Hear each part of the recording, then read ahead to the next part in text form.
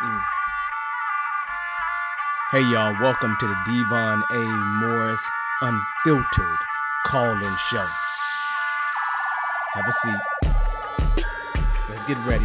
You have any questions? Come on, call in. Come on to that Discord channel. Do me a favor, get the unfiltered crew some finger snaps. We're ready to get started here. Mondays, 8 p.m. Every single Monday, we're here. I'm excited about it. Are you? Let's get this show started, y'all. The greatest Scrum show on earth. I'll see y'all soon. Enjoy.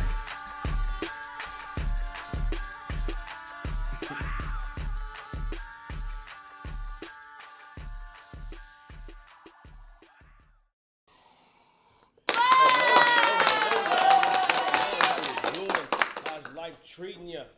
I'm here, kind of doing my thing, figuring out life in general. Let me make sure I get this thing started so we're good. Okay, that's good. I'm happy about that.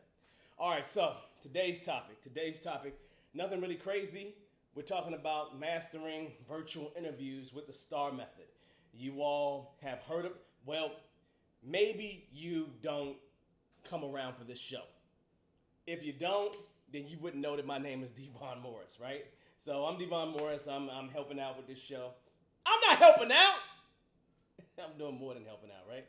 Oh, my volume's low. Let me go ahead and I don't understand that. My volume just seems to be low sometimes with this. So rock it a little bit different and throw the headset on.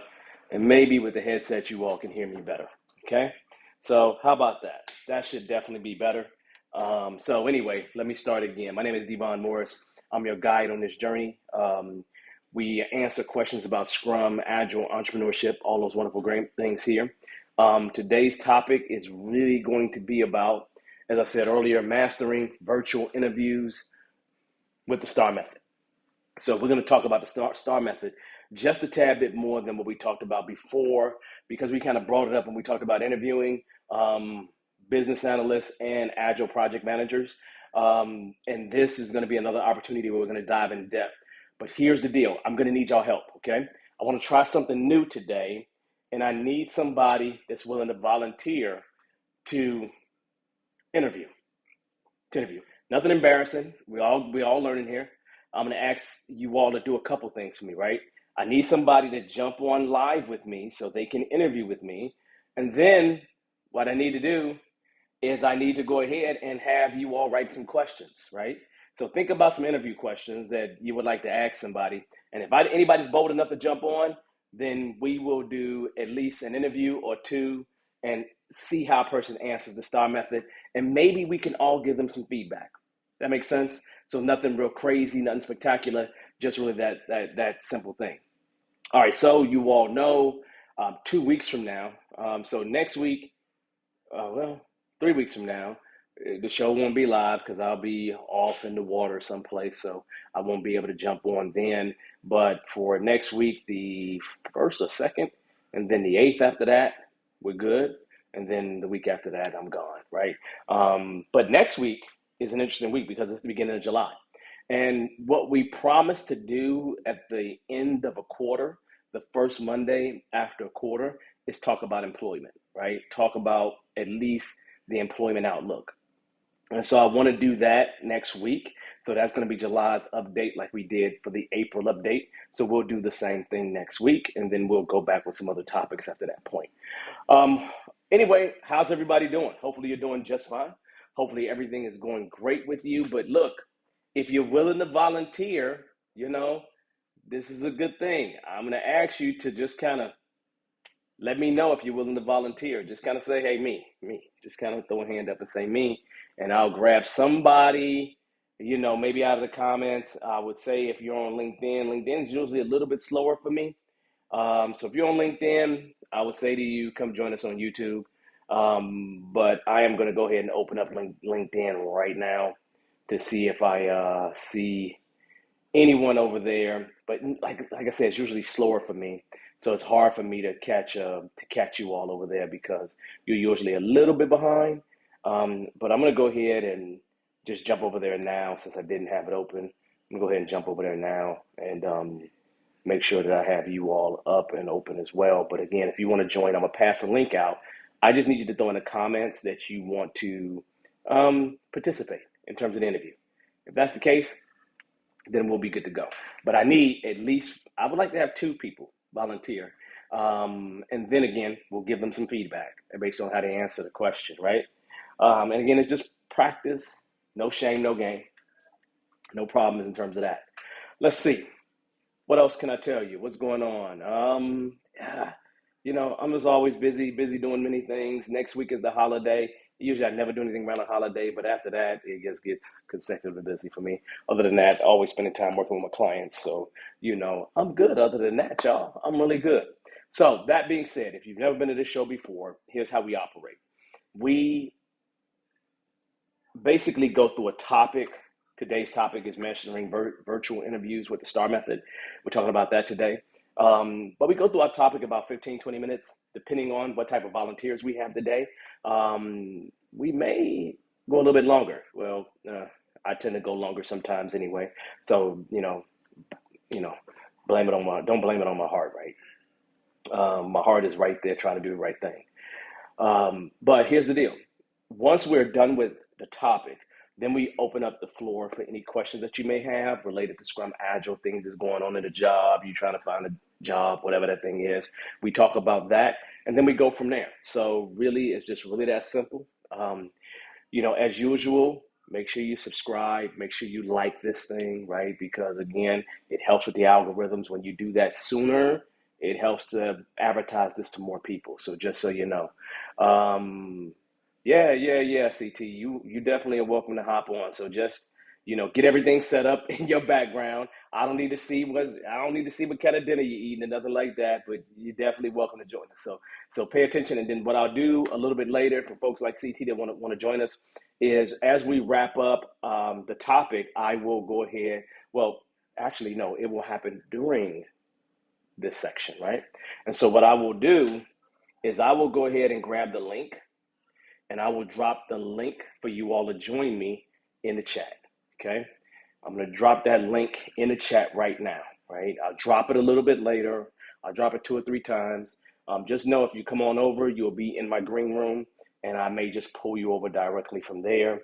I can type and talk with you while you're in the interview space, but this is just trying something different. I want to see how this goes, right? So let's jump into the topic, y'all. You know the topic. Nothing really crazy here, but this is our topic. Our topic is mastering virtual interviews with the STAR method. The STAR method, I think, is a really good way to help you answer questions, right? Now, here's the deal. You all know me. There's nothing spectacular about who I am. I'm a certified Scrum trainer. That's probably one of the biggest things. And I'm in school to get a PhD. The other things, you can wrap your head around. But I've helped a lot of people, done a lot of great things. You know me already. So then the first question at hand is, what is the STAR method? What is the STAR method is the question, right? And, this is, I think, an amazing thing. I'm glad I brought it up to you all before, but it's been around for some time, right? And when you think about that STAR method, what I want you to just really understand, without getting into the what each letter stands for, it's really a systematic way of responding to interview questions that require examples of past work experience. That's really important to understand and just to kind of get with, because that's just a part of what we do, right? Let me switch that over so that you can see that, right? And so then the other thing that it does for you, it helps to make sure your answers are really coherent. You want to make sure your answers are really, really great answers. And the STAR method just gives you a system where you can do that, right? And then the other thing that it does that's really, really amazing, it actually allows you to really showcase your experience related to your skills and your achievements. I always like to talk about results, things I've achieved in terms of tying things up. And in this method, you get to just kind of tie that into that as well.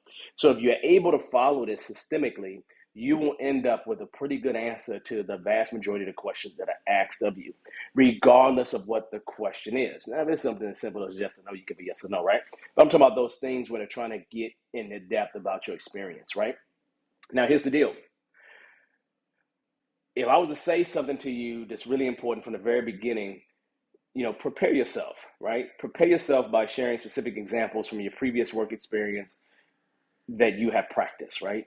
Um, Practicing this is really good for you to do. Is going to help you get into the right cadence, right? Get into the right cadence, right? And you shouldn't be there thinking to yourself, star, star, star, star, star, right? You want to get yourself into the right cadence where you can actually answer the questions as needed and it feel like it just flow in the right way. Don't want it to seem like you're struggling with it. You want it to flow in the right way, right? You want to make sure you highlight where you have overcome challenges. That's really important. Innovated an improvement or achieved a particular result. These are really, really important things when it comes to the STAR method. Now, anybody in here that's used the STAR method, please let me know if you use the STAR method. I find that a lot of people that's associated with the military have been exposed to the STAR method in terms of like going to ONET online and things of that nature. And then people who haven't been in the military don't tend to look at those kind of resources. But the idea is that if you have any exposure to STAR method, just kind of say, yeah, I've been through it before. At least I utilized it, right? So let's keep going, right? Here's a STAR method. It's really nothing crazy here, nothing spectacular. You got you got your S, you got your T, right? You got your A, you got your R. The S is a situation, right? What you want to do is you want to explain the situation so that the interviewer understands the context of your example. The context of your example, right? Um, they do not need to know every single detail. So you don't have to go through all the excruciating details of what this is all about, right? I see that C. Harris has done an example of this, right? Has tried this before. So do help us, critique us here, help us out, right? Let's see. Harrison, I should say, C. Harrison. So then the T is what was the task, right? The next thing is to talk about the task, the problem, the challenge, right? That you took responsibility for, actually completing, or the goal of the effort. Like, what was your reason here? What was the purpose? What are the things that you was trying to achieve? That's the next thing that you talk about, right? You know, between the situation and the task itself, that should be about 30% of what we're talking about here. Should be about 30%, right? 30%. The heaviest part of what you should talk about here is going to be in the action that you took, right? The A part. This is where you describe the actions that you personally took to complete or reach the end result, right? You want to highlight, in this case, skills and characteristics, different traits that help to address the situation and the task at hand. So this is where you should spend the majority of your time speaking on, right? Because this is where you talk about those wonderful and great skills that you have, and you want to highlight and showcase those skills in this answer. So this is where you give that information, right? And then the last thing you want to do is talk about the result, right? Explain what the outcome was, positive. I guess you could have a negative result, right? Unless they ask for a negative result, I probably wouldn't give a negative result, right? Or the results of the action and efforts, right? You want to highlight things that are quantifiable. Quantifiable results, numbers tend to work out better. So if you can do that, 25% this, 40 million that, whatever it is, right? Try to highlight those things, right? So nothing really complicated about the STAR method. It's really, really, really, really super simple, right? But where people get lost at is maybe given too much detail in a situation. You don't need an extraordinary amount of detail in the situation. Your heaviest part should be in the actions that you took. So you can highlight your skills, highlight who you really are, give them that reason to incentivize and be like, hey, I really want this person, right?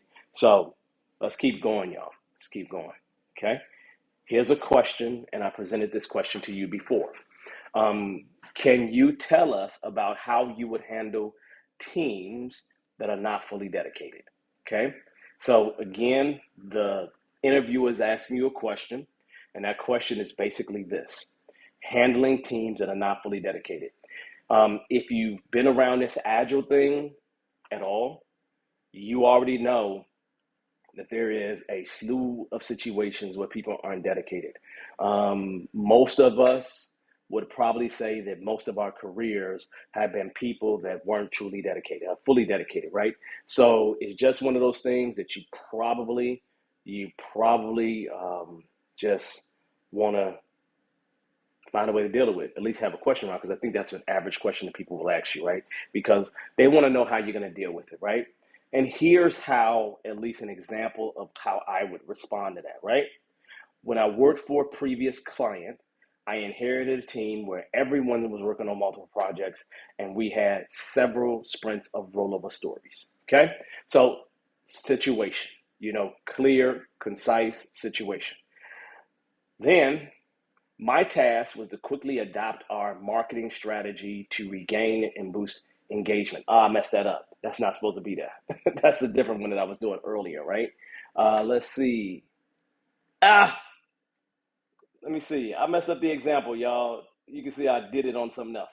I should go grab it. Let me go grab the right example for y'all so y'all can see this thing, because I want to see that thing that I presented to you before. So let me grab it again, and I'll grab it from someplace else. So just give me a second here, y'all, and let me grab this thing. Mastering this, mastering that. I had did one for you about Agile Project Managers where we went through it. And so here we go. Here's the example. So I just want to make sure that example is clean for you. So if you look at this example here, the rollover sprint, the situation with upcoming sprint planning, I was asked by leadership to help the team correct their issue with late delivery and rollover stories. So you see that there's a tie between the situation and the action that's being asked of me to do, right? And this is where now I get an answer, right? Where I'm going to showcase my skills. Next planning session, the team stated that they were supporting production issues. We agreed on a 60-40 split of capacity with 60% of sprint activities, 40% of miscellaneous activities. The team planned based on these constraints and started working. So it showed how I was able to solve the problem. But what was the result? The team was able to complete 100% of committed stories, and because there was less production issues, 3 additional stories got accomplished. So I'm giving you the information, all the information that you need to, make the right decision, to let you know at least how I would handle it. Does that make sense? Really simple, just 4-step process there, right? I want you to throw any questions that you have about that in the comments, right?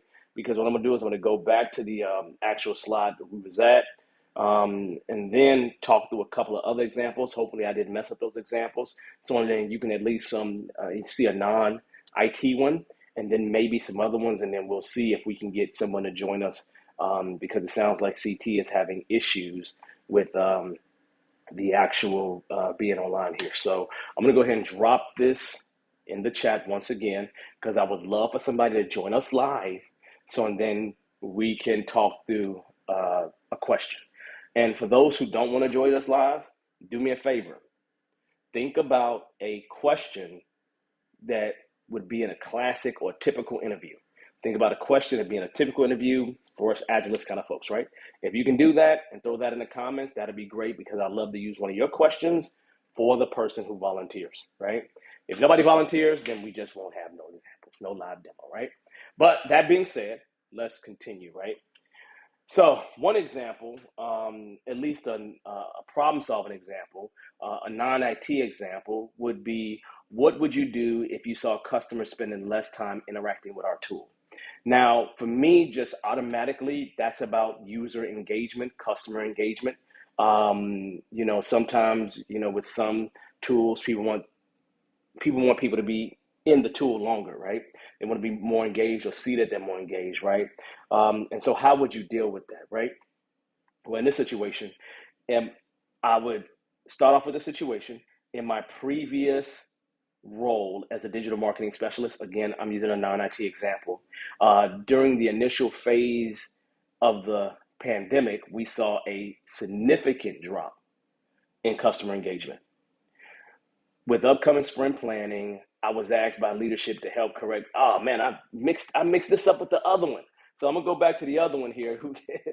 My task was to quickly adopt our marketing strategy to regain and boost engagement. That's what I wanted to do there, right? That was my task. So I spearheaded a team to develop an interactive online marketing campaign that was tailored to the interests shown by our data analytics. We use the targeted social media ads and interactive content to engage our audience. As a result, we observed 40% increase in engagement on our platforms with at least within 2 months, and the overall sales of these campaigns exceeded the projections of about 25%. This is really one of those non-IT examples. I moved it over to digital marketing, and I kind of messed up between these two examples, but I think you all get the idea, right? There was a customer that needed to be engaged. My task was to get them re-engaged, right? And so what did I do? What type of actions did I take, right? And then what ultimately was the result, right? And so that's something that you want to see, happen, right? So let me say it one more time before I go into this last example, because it's the last example before we attempt a live demo. If there's nobody available, then we will go to tips at that point, right? And I'm perfectly fine with that. So let me drop this in the chat one more time, and let's see what happens, right? If you want to join me live to play with this game with me, please come on in and do that. But let's go through the next example, right? The next example is going to be the problem solving example, team collaboration example. Collaboration is a big thing amongst many, many teams. And the question is, what would you do with a team that is not working well together, right? In this situation, in my last Scrum Master role, I was faced with leading a dispersed team to meet a tight deadline on a high priority project, right? It was my responsibility to ensure seamless communication and a working product increment every sprint. I implemented a team building activity, ensured that the retrospectives were team focused, and established clear working agreements to help team maturity. I also provided training on the Agile project management tool to facilitate transparency. This led to improved communication and delivery of functionality 25% sooner. The success also led to the team to achieve in a circle of excellence, which is the company's top award, right? And so realistically, I got 2 achievements in there. I talked about the things that I did, team building activity. I make sure the retrospectives was more focused on the teams, right? I made sure that we had very clear working agreements. I made sure that we had more transparency within the tool. Those are actions that I actually took. What was the task? Seamless communication, a working product increment every sprint. That team maturity is going to help that improves team collaboration. And again, what was the situation about related to a team that was having some difficulty and being dispersed? So really, really important in terms of addressing that. So I was able to address all the elements of that, all the elements of the actual question itself. Does that make sense?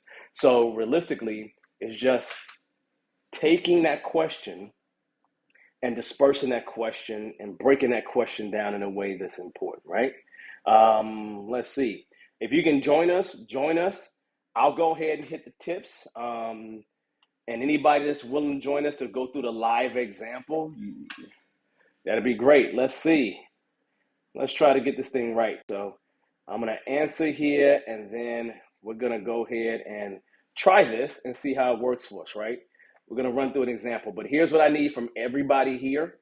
I need for you to give us a question, just a interview question that you think typically would be asked. If you can drop that in the comments, that would be helpful. So just drop an interview question that typically could be asked, right? As I go ahead and introduce or bring our guest on.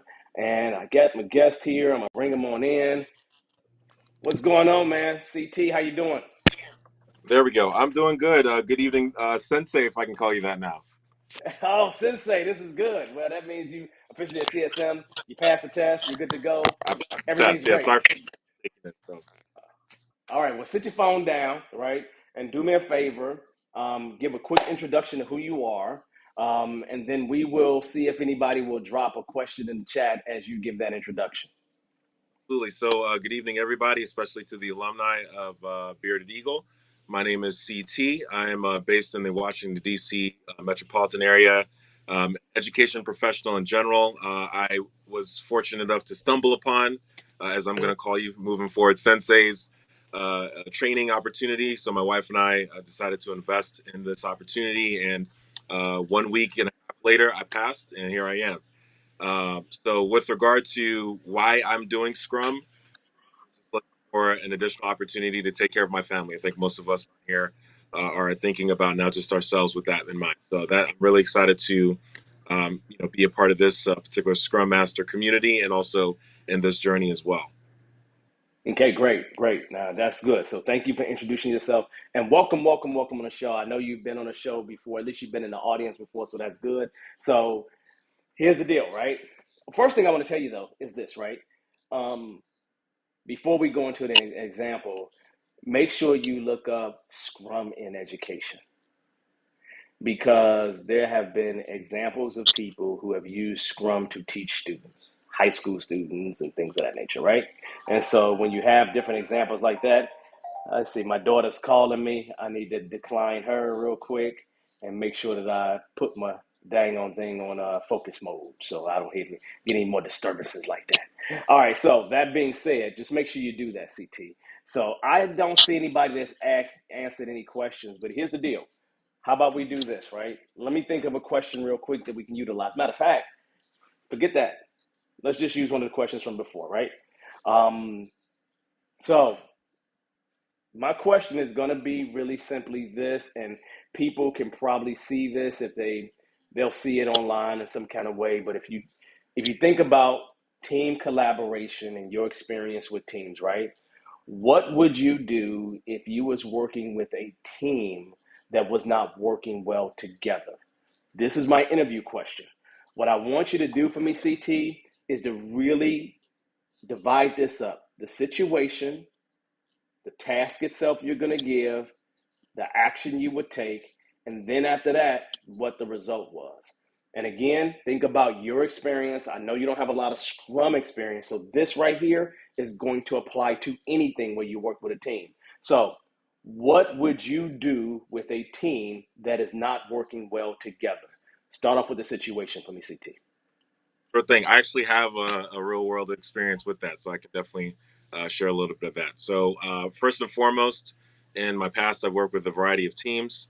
One particular team in the K 12 had a variety of subject matter experts in different subject matters, working with different personalities, temperaments, if you will, and therefore different ideas as to how to work together as a team to support a particular class. There were 9, 10, 12, and 11th grade classes that different teams would work with. We were the younger half, if you will. So anyway, my goal was to first and foremost get to know what is the actual. Let's stop right there. Stop right there because you went into the task, right? Now the thing about what you just said is that you could have made that a little bit more concise because you already know if you say middle school, high school, most people know what grade levels you're talking about, right? So make sure you make it concise, give that situation, make sure that situation is really clean. Does that make sense, everybody? Make sure that situation is super clean, right? And now, once you started going into the purpose, you actually was going directly into the task that was being set for you, right? And so you can easily see a division between what CT started off as the situation. And although I'm telling him to make it concise, he gave a really clear situation there. He could just make it a little bit tighter. Once he's done that, once he said, my purpose, what was asked for me to do, you can figure out what's the trigger words for yourself into going into that next place as a transition. So I'll let you continue with the task, but when you're ready to go to the actions, stop there, okay? So what was the task?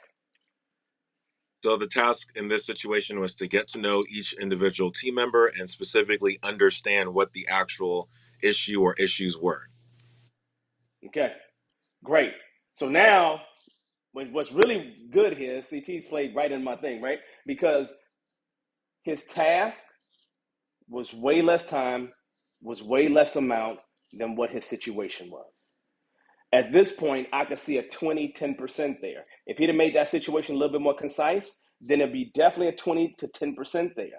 Now he can take about 60% of his time and make sure we see his skills in play, what he utilized in terms of the actions that he was going to take and that he took in terms of this situation. Does that make sense, everybody? So go ahead with the actions next. Sure thing. So the actions I took to first and foremost get to know the team as a whole was scheduling individual meetings with the team members, and then scheduling one larger team meeting with all the membership, and then having them essentially inform me what the issues are uniquely and collectively. Gathering that data, if you will, qualitatively, and then assessing from that particular gathering of data and information what the common issue is and what some particular outlier. Okay, great. I'm glad you stopped there. So y'all know this guy's in school for a PhD. That's the reason why I use big words like qualitatively. Start speaking like a doctor as you go in that direction, don't you? So no. But you all heard the things that he said he was going to do, right? The actions that he said he was going to take. He got everybody individually. He got the team together, collected data for the individual problems, and then pulled that together with the team to see what they collectively thought. So ultimately, he can tell us about the result. So he gave us an idea of each one of those actions that he took. And now the last thing is, what was the result? So the result was the team was able to identify, not just specifically me, but the team as a whole was able to collectively identify the source of the issues. And it was a breakdown in communication with the students that we were serving at that time. So we came up with a strategy on different opportunities that were or were not yet taken for each individual team member and the team as a whole to make sure that we were outreaching to the students, their parents, and or the guardians to ensure that they were getting the information they needed as far as their success throughout the school year, and also getting the information and support they needed for actually being successful in each of the courses they were taking that school year. There you go. Y'all see the result, right?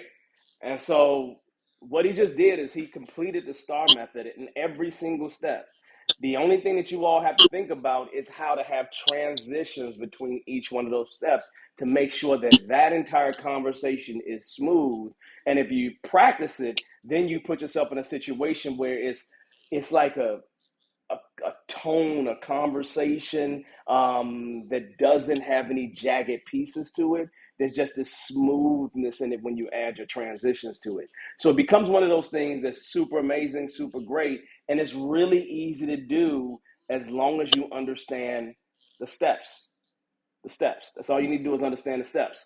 Now, you have you done that before, CT? So STAR method, yes, but not in the precise way that you've explained it, which is helpful just even hearing it in live and feedback.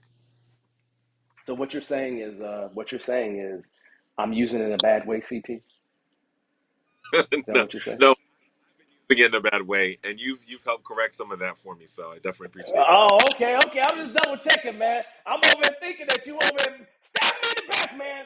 Even though I just stabbed myself in the chest, which is stupid. No, that's cool. That's cool. And this is exactly what I wanted to do. I want to go through a live example with you all because I think that you all need to see it in order to be able to practice it. And it's one of those, I think, critical things that you can do in an interview that can actually be extremely helpful. So now I'm going to say thank you to CT, and I'm going to ask you before you go, CT, do you have any questions about anything? Not well. Again, super grateful for this opportunity. You more than you probably realize, and I'll tell you offline why. And you probably can guess why. But if there's anything I would ask, and this is just thinking about the my particular cohort that I graduated with, what would be for someone like me again with a non-traditional Scrum background? What would be other ways to pull from a let's say I've worked with technology, but I've not necessarily managed or overseen technology, or I've worked with software, but I've not necessarily directly been involved with the development of it, but more so the usage of it for the. What are some opportunities perhaps to respond to a star-based question in an interview?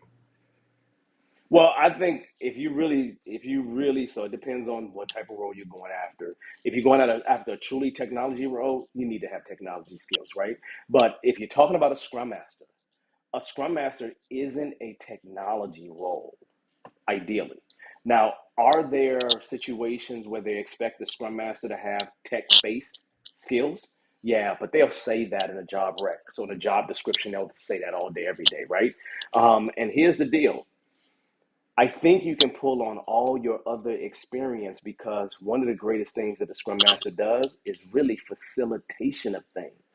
And ask yourself a question. Have you facilitated things that are non IT? Probably so, right? And if you facilitated things that are non-IT, that experience will translate to questions that they would ask. Because I'll give you a great example. I interviewed somebody recently for an opportunity, and they were a scrum master, but where they were super weak at was with helping the product owner be much better at product owner type work, right? Which we expect scrum masters to help product owners be better product owners. But they was upfront and saying, I'm just really not good in that particular arena. And as long as you're like, I've never worked with an IT team before, but I have skills that translate to teams delivering things that are non-IT based things, and you can give them examples around those things, then those examples will be the linchpin for you. So don't try to make yourself into somebody that you aren't. Utilize the skills that you have to help you get into the position that you want to be in. And being honest and upfront about that is where you want to be at, because a lot of times that honesty is what's going to get across the most, right? And to be truthful, in those interviews that I had, they weren't the best person, but they were the person that we chose. And one of the reasons why we chose them is because of the honesty. Does that make sense? And so the other thing I would say to you that's really important, and I have some videos on this, CT, so you can go check them out, is I always recommend people who don't have experience in IT um, to find other places to get experience in a non-IT environment, right? Sometimes it's volunteering. People are always amazed when I say I use Scrum for my workout routine, right? People are always amazed when I say I use Scrum for remodeling my house. I have gotten I have gotten contracts in the past because I was able to create a connection with the executive on the fact that I use Scrum to remodel my house. I remember another executive I was able to connect with because I use Scrum, for my workout, right? And so literally I can name to you two contracts I got because of each one of those reasons. And they really connected with me when I talked about Scrum in a very different way. And so you don't know who you're talking about, talking to on the other side. And a lot of times you just find a way to connect with them. And if you're able to connect with them, a lot of those folks will bring you in. So for me, I wouldn't worry about the fact that I don't have any direct IT experience. But what would I say that I do have is I'm great at making sure teams are successful, period. And I can tell you the many ways that I've helped make teams successful. And if you can show them that, that's what they're looking for. Because at the end of the day, the Scrum Master is not coding, the Scrum Master is not testing, the Scrum Master is facilitating. It's kind of like I kind of think about when I'm a Scrum Master, I kind of think about raising my kids. Most people here, I got 6 kids, right? And so the idea with my kids is I want to take their path of life and remove everything that could potentially slow them down, that could potentially get in their way, right?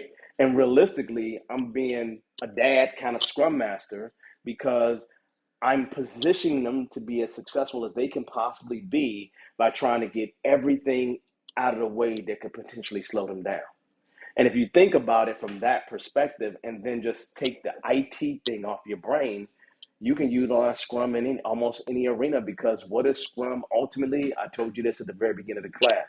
It is a time box plan that you evaluate daily. You learn about the product, learn about the process, and you do it again. That's really all it is. It's a big, gigantic feedback loop that we're trying to shorten in order to get things out the door. And so Scrum is just really simply just that. So if you think about it in that arena and start to think about, hey, let me take a look at the Scrum Guide. Scrum Guide. It says the Scrum Master does these things, but it don't say the Scrum Master is IT. It does not. It don't say that the Scrum, when you read that Scrum guide, it didn't say the Scrum Master need to have technical skills. It didn't say that because the developers had technical skills, right? So you already know who has what in terms of this thing. So now if you don't have to have technical skills, your other skills that you utilize to facilitate other things will be extremely helpful.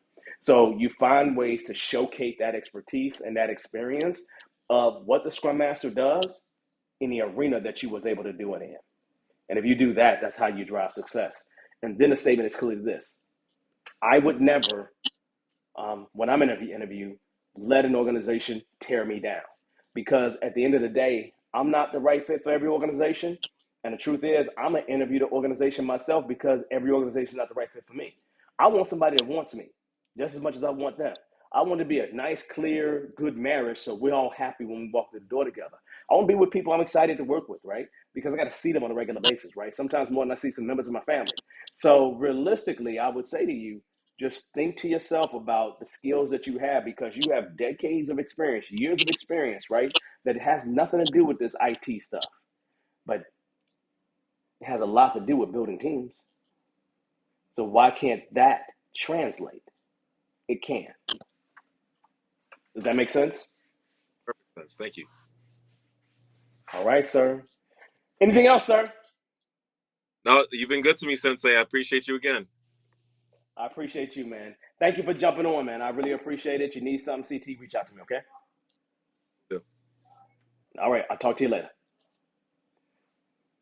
All right, everybody, that was amazing. Wasn't it amazing? I mean, I enjoyed it. I enjoyed it. Hopefully you all enjoyed it. Okay, let me go ahead and open this up right here. I do want to finish off here and give some other examples. I don't see anybody else is joining. I see that C. Harrison added this. How do you handle situations where the team struggles to meet sprint commitments? I don't know if that's a question for me or was a question for the thing, but we'll deal with it later, okay? Let's finish up this section here so then we can be good to go, y'all. Let's see.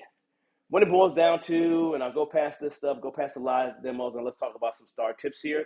My tips here are just this list of items, right? Prepare yourself. Prepare your stories in advance, right? A lot of times, a lot of questions that a Scrum Master is going to be asked will be things related to the Scrum Guide, right? The specific questions, in terms of, you know, the specific things in terms of Scrum, you probably should absolutely know that kind of stuff. One person that I interviewed recently, they wasn't really tight on the Scrum stuff, and that's a killer for you already. So if you're really tight on your Scrum stuff, then that's good. That's major, right? But when they ask you questions about experience, you need to make sure that you are prepared for that, right? And I say prepared for many, many reasons. Let me go ahead and pull this up right here. I need you to be prepared for that, period. Now, if you prepare your stories in advance, then the next thing for you to think about is when you're preparing those stories, make sure that they're relevant to the situation. Make sure that they're relevant to the question. Make sure that they're applicable to what the interviewer is asking, right? The more you do that, the better off you will be in terms of doing this thing, right? Make sure you practice your delivery. I think your delivery is extremely important. The more smooth this comes off your tongue, the more easy it is for you, and with the ease that it looks like in front of them is going to be helpful for you. Um, there are times when you can use visuals in interviews, but if you're doing a virtual interview, that's magical. Because with a virtual interview, you can actually have something on the screen. Like literally right on your screen, you can have something, right?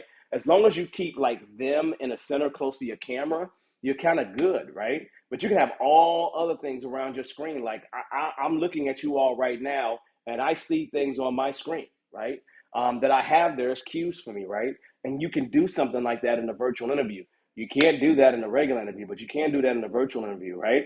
Make sure that you keep your responses concise. That's one of the comments or feedback that I gave CT earlier, at least with his situational one in the beginning, because he gave a lot of additional details that were not necessarily needed. And then, be prepared. You be prepared for follow-up questions. And then this may be a good time for you to ask follow-up questions if they would allow it, right? because a lot of times they'll throw you that one thing they want you to answer, and then they'll follow up with something else, right? So if you think about these six things, I think that they will be helpful for you in the long run. So literally, I think the STAR method is an excellent way of actually giving people a good idea of your experience, them a good idea of what skills you have, how you would handle a situation, giving them a great idea on the results that you achieve from that, all in one concise place, right? So if I'm you, I would definitely take this as something I'll put in a toolkit and utilize it at some point, right? Which is just a majorly good thing. Just so you all know, our next big thing is going to be next week, where we're going to talk about agile employment situation, and it'll be the July update. Remember, we did this back in April. We definitely did this back in April. We went through and we talked about, the job market, at least what we see out there and how things are looking or projecting, and really looking at what the government thinks, right? Probably more than anything else, right? And I think that that was helpful for a lot of people. So we're going to do that next week. I'm going to pull some stuff up, see how it works out, and I think it'll be a good thing, right? So on that note, yeah, that took a while, but that's okay. We did a live example, so I think that was helpful. Hopefully you like that live example. Let me, say hi. If you haven't said hi, I want to give some shout outs. So make sure you say hi in the chat so I can shout you out for a moment real quick. I'm going to say hey to Patrick. How's it going, Patrick? We was at the mass thing together, so had some great conversations there. So I really enjoyed that. Rajiv, what's going on? Thank you for helping me with the audio situation, right? C. Harrison, I was expecting you to come on up, C. Harrison, right? So I really was. Let's see, Marco, how's it going, Marco? Hopefully everything's fine with you. D, what's going on, D? How you feeling, D? CT, thank you for joining me, man. I appreciate you jumping on. Let's see, we got Acha here. How you doing? Hopefully everything's going fine with you. And then Shane, what's going on, Shane? How you doing there? How do you jump on and ask a question again? You want to ask a question? You want to have a conversation with me? If you do, Shane, if you got a question, you're welcome to jump on right there. So you come on and join me, Shane, if you want to. Oh, Grace, using Shane's account. Okay, well, just come on, just jump on. You got there's a link, so come on in if you want to do that. So come on and join me, and we got a few minutes. We can answer some questions, right? So just looking good here, feeling good, and then going from there. That's everybody. So yeah, that was fun, y'all. C. Harrison, I'm not sure if your question was for the thing. I'm assuming it's for the event. Um, at least for the actual live demo that we did. That's what I'm assuming. Okay, I think Grace is going to join me. So let's go ahead and get ourselves set up here. And hey, how you doing? Hi, how are you? Can you hear me? I can hear you just fine. How you been? Oh, good. I jumped on Shane's account because I can't seem to log on to mine. But I have a quick question for you. Yeah, what's your Just question? today, there was an opportunity in my consulting space. Mm-hmm. An ask is out there in the ether for a Scrum Master, but the Uh-huh. specific request was that the Scrum Master has payments experience, something with finances. Oh, So I said, okay, I've worked with a digital banking client before, but yeah, a Scrum Master does not need to have any kind of industry slash domain expertise in order to be an right. effective Scrum Master. They are an ambassador for continuous improvement, and they're supposed to help in an environment where the teams are self-organizing. There's no hierarchy in teams, and it's an agile constellation, or at least one striving to be. It's a bid and Yeah, proposal, so it's not fully sold yet. But I left it with, it's important that we know that the persons themselves know what a Scrum Master does and isn't using a PM or a developer as a Scrum Master or wanting an admin who is AKA the Scrum Mom. So I just wanted your mm-hmm. perspective to see if I answered that correctly, even though it's not an interview. I think you're always re-interviewing, even when you have the job, Yeah. especially when you're trying to get on projects. So what say you? Now here's a question, right? So this is a bid you're going after, right? Okay. So I would go after the bid, right? Because them saying having payments experience and you having some experience in that space is probably all they're really asking for. If they want more than that, then you just won't win the bid at all, right? So I wouldn't worry about not winning the bid, right? I would go ahead and move forward because when I think about my first three jobs was all in insurance, and I didn't do anything with insurance, right? I didn't do as a scrum master, I did no insurance, right? But what ended up happening is insurance companies jumped on me because I was with other insurance companies. I have a friend who works with payment processing, right? She's a product owner, and she's been at banks and she's been at specific processing companies. And I'm assuming at the bank she was doing some of that payment processing with them, right? As a product owner.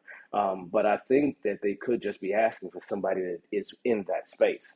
The thing that's really interesting is that most scrum masters wouldn't have experience in that domain per se, or that knowledge. There could be some that does because you do have people that's PO, Scrum Master skill, or do have that specific knowledge. So I would definitely go after it, knowing that I have experience in organizations that do that, right? Because that's all that you Hmm. probably need, right? And then But it's not again, relevant to the role, though. So isn't that kind of like just well, I but want to bring to the that don't mean focus nothing. that it doesn't matter. But that don't mean nothing, right? That don't mean nothing for them, right? You can bring as much to the focus that it doesn't matter. They can ask for whatever they want to, right? So if I put a job rec out there, I'm asking for the stars and the moon plus the sun, right? Even though I know I'm only going to get the moon, I'm asking for everything, right? And so the only thing that I would be curious about is what other things are in the requisite, what other things that they're asking for. Are they asking for specific things that I really don't get?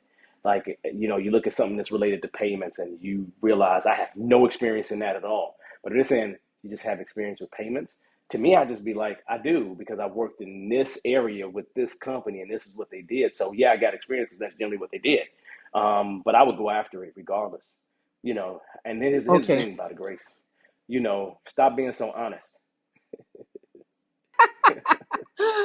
Yeah, well, luckily this was just an internal Teams message, between me and the person who's asking. But Yeah. I mean, I felt like if we're bidding to them, we need to let them know what the Scrum role is, according No, to the you no, you Scrum don't. Guide. No, you no, you But don't. No, you no, don't. No, you no, don't. Okay, she's let me not ask you not a me. question. No, let me ask you a question because this is crazy, right? Let me ask you a question. You like making money? You typically, yes, Okay. You like making money, right? So you do, right? All right. yeah, Let me ask you a question, right? At most of these places where you went to make money, most of them, right? Did they do ideal scrum? Yes or no? never, Oh, wait a minute, hold up now. Hold up, wait a minute. So did you walk out the door when they said, we're not following the Scrum Guide, we're not going to follow the Scrum Guide? Did you walk out the door and say, your money's no good to me? okay. So you're saying this is no different in the bid and It's no proposal different. stage than it is when you're actually on the ground. It's no different. It's no different. It's no different. It literally is no different. And the folks that are out here being really honest are the ones that aren't winning the bids, when the people who are being the least honest and have the least amount of skills to winning the bids. Maybe that's why the Teams chat ended with my feedback about, to be honest, Scrum Master doesn't need to know or have industry domain expertise. And then it Nothing, just the trail nothing, went cold. nothing. The Scrum guy says that a Scrum Master needs to be honest. Just the Scrum Master needs to be transparent, right? Okay. Yeah.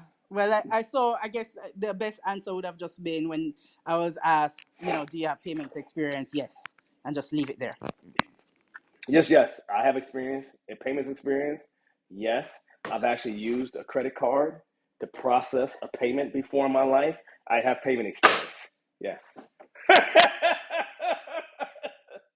Is that not payment experience, right? I mean, that's a payment experience, right? So my statement to you is I would go after it. Let them tell you no. They have tons of people who realistically don't qualify. Trust me, they have way more people that qualify than they don't. And for me, I would say it's better for you to get practice at doing that and get your no's. So and then when it's time to really do it, you know what to do. So you get yeses at that point. for things you really want. So to me, I would just That's look at true. it as practice. So yeah, so Okay. go for it. Make sure you go for it. I'll do that. I won't be so honest like that anymore. Once it comes to just like let's get the project. But in the Yeah. real life IRL, when you are there, boots on the ground, and they are asking the Scrum Master to give some thought capital on domain specific topics, would you have now painted yourself in a corner? How do No, you because kind of navigate that? I'd fake it and then go home and learn some payment stuff so I can answer the question better tomorrow. Like I that's see what you. I, you know what I'm saying? Yeah, That's what I would do, yeah. right? So I you're mean, so conversant. yeah, I have to be because the statement is like I may not know it, but I'll know it tomorrow. Yeah, I watch some YouTube videos. I mean, I've always been conversant in industry, right? I've Yeah, worked in healthcare, yeah, telecom, resources, financial yeah, services, in agility roles, business yeah, coach, whatever, agile coach, scrum master. But yeah. I because I've seen that it's a functional role and not anything related to being a SME, I thought that I would share that feedback. But yeah, I see what you're saying. Here's what I would do. I would. This is so stupid. This is so stupid. I would say, hey, I got an emergency phone call real quick. I will open up Chat GPT, put that question right in there, and come back with a great answer. That's what I would do 5 minutes later. I'm not Oh, lying. you're You incorrigible. think I'm joking? You Yeah, think I'm joking? Like I sit right there while we talking, yeah. and No, okay, let me answer this yeah, email real quick. That'll be me. So no, you be more yeah. agile on your feet and get paid. No, I see you. That's a growth opportunity for me because I always like to, Yeah. keep it real, but No, no, sometimes no. that's not See, really the most effective you keeping it. approach. This the realest. You know, the realest people on the planet died broke. So if I was to think to myself, who was more honest with themselves, Martin Luther King or Malcolm X? I would say Malcolm X. Who was the brokest? Malcolm X. Real talk. All right, well, thank you. That's the perspective I was looking for. I just came up today, so very And relevant. Thank you so let me much. give you a little tip, Grace. You have more real experience than 75 to 90% of people out here, and they are getting more opportunities than you and making more money than you. That's not fair, but the world's not designed to be fair. So go get Yes. yourself paid. Okay. Amen. Yes, sir. Thank you. No Hats problem, off. Grace. Have a good night. Anytime.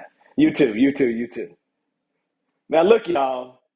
I'm gonna say this to you, so you know. I don't have no problem getting fired. Anyway, no. I'm gonna be honest with y'all, right? And this is bluntly honest. One of the biggest problems I've had at Bearded Eagle is me being honest. I ain't lying to you. I'm being very truthful with you.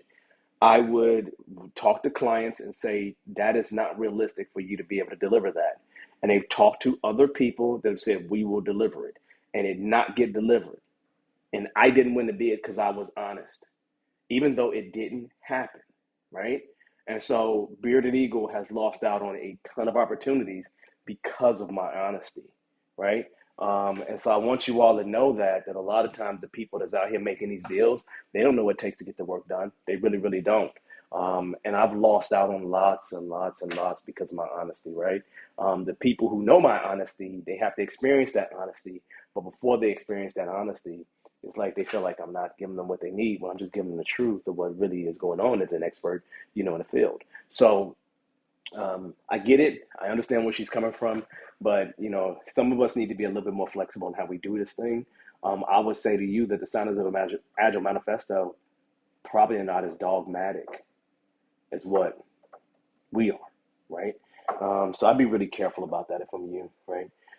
Make sure you can eat, okay? So on that note, I think that's it for us today. This was a great one. I had a good time here. I just had fun. I always find a way to have fun. As you all know, next week we're going to talk about the agile employment situation.